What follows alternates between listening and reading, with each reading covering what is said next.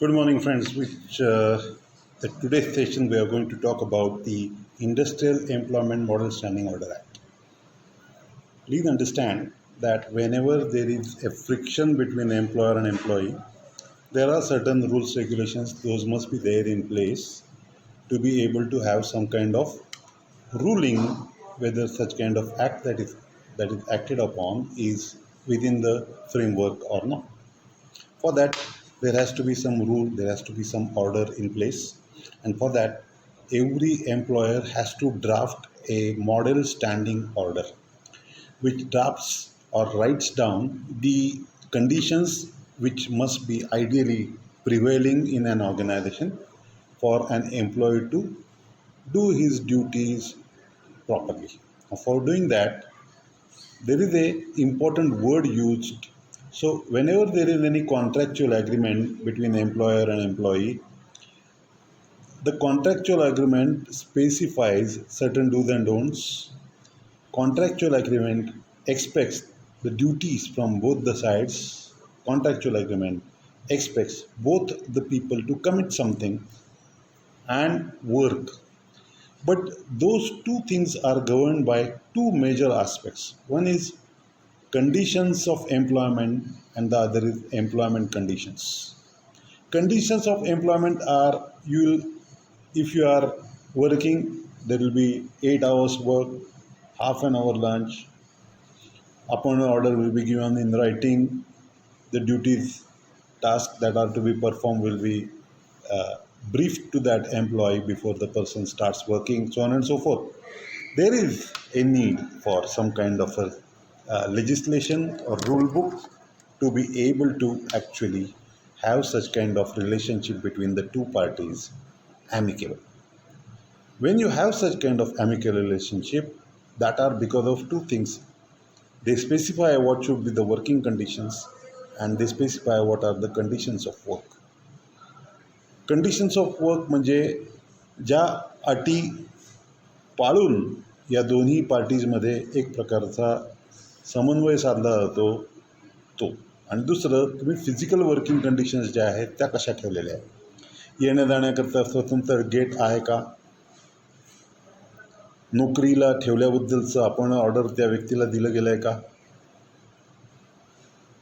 Shift timings काय असतील, दोन शिफ्टमधला अंतर किती असेल, रजा घ्यायची झाली तर कशा पद्धतीने रजेसाठी अर्ज करावा लागेल, कोणाला करावा लागेल, रजा मंजूर झाल्यास त्याचा पगार मिळणं न मिळणं, किती प्रकारच्या लीव असतील, किती प्रकारची शिफ्ट टायमिंग्ज असतील, ह्या सगळ्याकरता जे रूल बनवायला लागतात त्याला स्टँडिंग ऑर्डर्स म्हणतात. आणि ते स्टँडिंग ऑर्डर ड्राफ्ट करायचे असतात आणि ते स्टँडिंग ऑर्डर ड्राफ्ट करून जी ॲप्रोप्रिएट अथॉरिटी आहे त्यांना ती सबमिट करायला लागतात. त्यांच्याकडे एक सर्टिफाईंग ऑफिसर असतो. सर्टिफाईंग ऑफिसर एक प्रकारे लेबर कमिशनरचाच एक रिप्रेझेंटेशन करणारा ऑफिसर असतो. त्याला ह्या ड्राफ्ट कॉपी ऑफ रूल्स पाठवायला लागतात. त्याला मॉडेल स्टँडिंग ऑर्डर म्हणतात. आता मॉडेल स्टँडिंग ऑर्डर बाजारात गेलं तर मिळतं. आता मला तुम्हाला हे सांगायचं आहे, तुम्हाला जर HR करिअर करायचं असेल तर हे मॉडेल स्टँडिंग ऑर्डर म्हणून बघा. मॉडेल स्टँडिंग ऑर्डर तुमच्या जवळ असली पाहिजेत का, तर तुम्ही ज्यावेळेला एखाद्या कंपनीत नोकरीला लागाल त्या कंपनीमध्ये ह्यातलं काही केलेलं नसेल पूर्वी कोणी, ती शक्यता जास्त आहे. तुम्हाला हे सुरुवातीपासून करून द्यायचं असेल तर तुम्हाला मुळात मॉडेल स्टँडिंग ऑर्डर ड्राफ्ट करता यायला पाहिजे. त्या ड्राफ्ट करण्याकरता तुम्हाला त्याच्यात कोणत्या कोणत्या पद्धतीचे मसुदे असायला पाहिजेत, कोणत्या कोणत्या पद्धतीच्या प्रोव्हिजन्स असायला पाहिजेत हे सांगावं लागेल. मॉडेल स्टँडिंग ऑर्डरमध्ये लीव संबंधितले तरतुदी असतील. मॉडेल स्टँडिंग ऑर्डरमध्ये कामाच्या वेळांच्या संदर्भात, सुट्टीच्या संदर्भात, कंपनीत येण्या जाण्याच्या एंट्री एक्झिट गेटच्या संबंधात, शिफ्टच्या टायमिंगच्या संबंधात, दोन शिफ्टमधल्या अंतराच्या संबंधात, शिस्तीच्या संबंधात, ज्या ज्या काही लीव आहेत त्या लीवच्या संबंधात, ती लीव कशा पद्धतीने घेता येतील त्या लीव संबंधातले नियम, ॲडव्हान्स पाहिजे असेल तर तो ॲडव्हान्स कसा मिळेल, फेस्टिवल ॲडव्हान्स कसा मिळेल, त्याकरता अर्ज कोणाकडे करायचा, बँकेत खातं कुठल्या बँकेत काढायचं, पगार बँकेत जाण्याकरता काय करायचं, एखाद्याला बरं वाटलं नाही कामाच्या ठिकाणी तर डिस्पेन्सरीची व्यवस्था कुठे आहे, डिस्पेन्सरीला कशा पद्धतीने जायचं, तिथून दिलेले उपचार घेऊन कशा पद्धतीने परत कामावर रुजू व्हायचं, या सगळ्या गोष्टी करता नियम असावे लागतील आणि ते नियम तुम्हाला कागदोपत्री बनवावे लागतील आणि ते कागदोपत्री बनवलेले नियम म्हणजे मॉडेल स्टँडिंग ऑर्डर. आणि हे मॉडेल स्टँडिंग ऑर्डर हे एक प्रकारे असं डॉक्युमेंट आहे ज्याचा उपयोग तुम्हाला ह्युमन रिसोर्स डिपार्टमेंटची HR ची पॉलिसी डॉक्युमेंट बनवण्यासाठी होईल. HR पॉलिसी डॉक्युमेंटमध्ये ज्या गोष्टी असतील त्या बऱ्याचशा मॉडेल स्टँडिंग ऑर्डरमध्ये विहित केलेल्या ज्या काही त्यात गोष्टी आहेत त्याचा समावेश तुमच्या HR पॉलिसीजमध्ये करावा लागेल. म्हणजे एका बाजूला मॉडेल स्टँडिंग ऑर्डर बनवायच्या, दुसऱ्या बाजूला HR पॉलिसी बनवायची. HR डिपार्टमेंटच्या माणसाकडनं हे एक्सपेक्टेड आहे की ह्या सगळ्या गोष्टी तुम्हाला माहिती आहेत की त्याचे नियम तुम्ही बनवलेले आहेत. पण हे नियम बनवण्यापूर्वी तुम्ही ज्या कोणी त्याच्या संबंधित व्यक्ती आहेत, पार्टीज आहेत, त्यांना ह्या सगळ्याचा ड्राफ्ट दाखवून त्यांचा त्याच्यावरचा नो ऑब्जेक्शन घेणं गरजेचं आहे.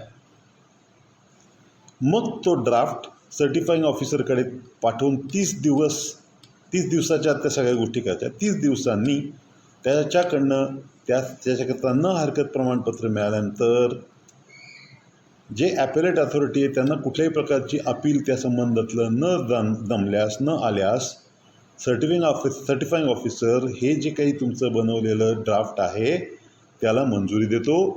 And then those are the model standing orders that are effective in that company. आता ही सगळी प्रोसिजर ती सांगितली तुम्हाला ह्या युनिट नंबर 3 टाकलेली आहे. तर युनिट नंबर 3 विचारतं की हा मॉडेल स्टँडिंग ऑर्डर ॲक्ट अस्तित्वात केव्हा आला, तर 1946 साली आला. त्याच्यामध्ये ॲपेलेट अथॉरिटी कोण, तर साधारणपणे लेबर कमिशनर ही ॲपेलेट अथॉरिटी किंवा त्याच्या संबंधितले जे कोण त्याचे संबंधित अधिकारी असतील त्या अधिकाऱ्यांना त्या पद्धतीची पॉवर त्या राज्याच्या मजूर मंत्रालयाने दिली असेल, लेबर मंत्रालयाने दिली असेल तर ते तुमचे ॲपेलेट अथॉरिटी असतील. सर्टिफाईंग ऑफिसर म्हणजे अशी लेबर ऑफिसमधलीच किंवा लेबर कमिशनरच्या रिप्रेझेंटेशनमधली व्यक्ती असेल जी त्या सर्टिफाईंग ऑफिसर म्हणून काम करेल. त्या स्टँडिंग ऑर्डर तुम्हाला बनवायला लागतील, त्या सबमिट करायला लागतील 30 दिवसाच्या आत.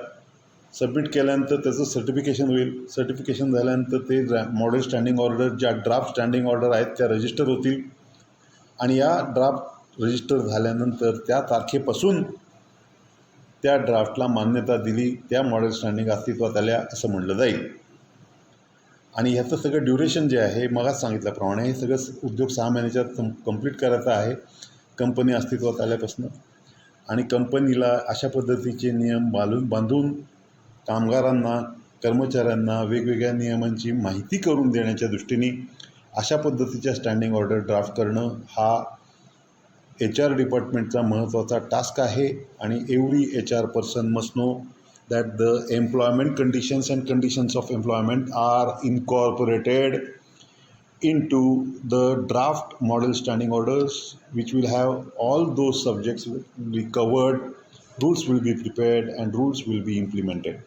If this is done, in that case what is done is the draft rules become the standing orders, and those draft standing orders are nothing but guidelines for HR department to formulate HR policies, make a rule book, or you can call it, you can ask people to prepare a employee handbook out of this.